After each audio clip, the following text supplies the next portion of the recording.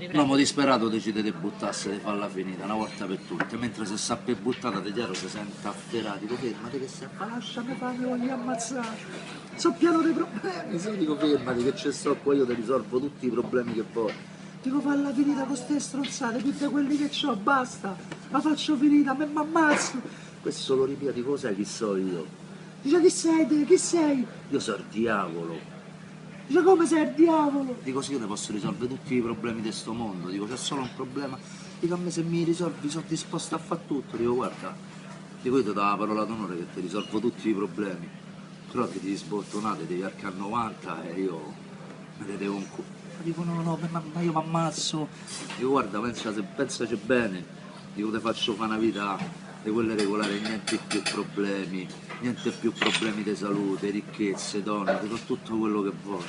Dico ma lo sai che c'è, ma sei tanto più disperato di così, via, ti abbassi i pantaloni e diavolo via, glielo mette dentro, vabbè, adesso non comincia a inculare.